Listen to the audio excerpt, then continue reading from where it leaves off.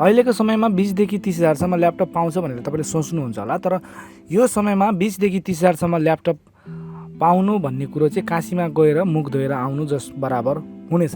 त्यस कारणले आज किन त यति ल्यापटपहरूको भाउ चाहिँ महँगो भइरहेको छ भन्ने कुरामा डिस्कस गर्नेछौँ। यदि तपाईँ मेरो च्यानलमा नयाँ हुनुहुन्छ भने च्यानललाई सब्सक्राइब गर्नुहोला र च्यानलको अन्तिमसम्म रहेर हामीलाई साथ दिन नबिर्सनुहोला।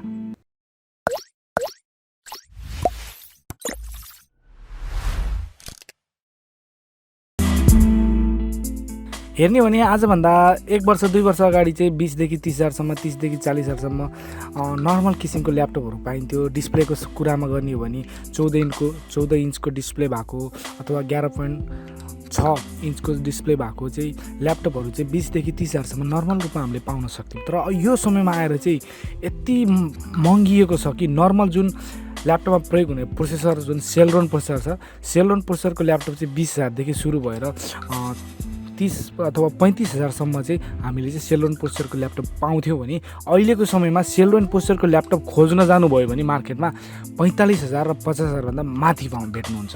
किनभने यो समयमा चाहिँ तपाईँलाई थाहा नै छ होला, महामारीको कारणले चाहिँ विभिन्न कल कारखानाहरू बन्द भयो र ती बन्द भए पश्चात चाहिँ विभिन्न फ्याक्ट्रीहरूमा अथवा चिपसेट म्यानुफ्याक्चरिङ कम्पनीहरूमा चाहिँ ल्यापटपमा बन्ने जुन प्रोसेसर रहेको छ त्यो प्रोसेसर चाहिँ म्यानुफ्याक्चर हुन बन्द भएको छ।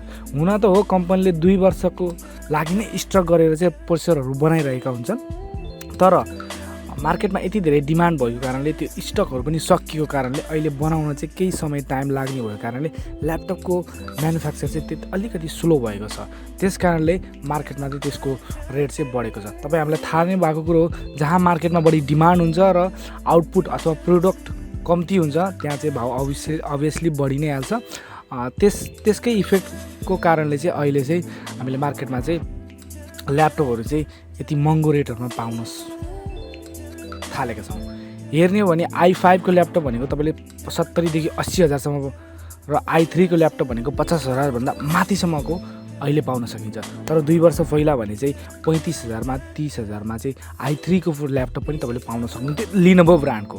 तर लिनोभो ब्रान्डले पनि अहिले म्यानुफ्याक्चरिङ कम्ती गरेको कारणले म्यानुफ्याक्चर कम्ती भएको कारणले म्यानुफ्याक्चरिङ कम्तीहरूमा चाहिँ आइसी अथवा प्रोसेसरहरू म्यानुफ्याक्चर कम्ती भएको कारणले त्यसको पार्ट पूर्जाहरू म्यानुफ्याक्चर गर्न चाहिँ बन्द भएको कारणले विगतको केही महामारीको कारणले र त्यही भएर यो कम्पनीहरूले चाहिँ ल्यापटपहरू म्यानुफ्याक्चर गर्न सकिरहेका छैन। त्यसै कारणले ल्यापटपहरूको रेटहरू चाहिँ बढिरहेको छ। यदि तपाईँ कुनै नयाँ ल्यापटप किन्न चाहनुहुन्छ र किन्ने सोचमा हुनुहुन्छ भने केही समय धैर्य गरेर बस्नु होला।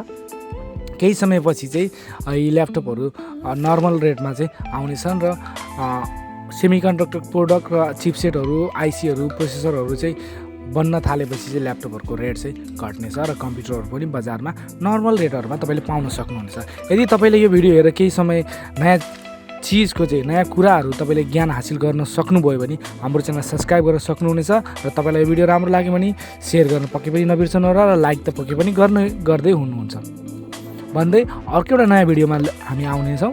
अहिले भने बिदा हुन्छौँ। हस् त, धन्यवाद।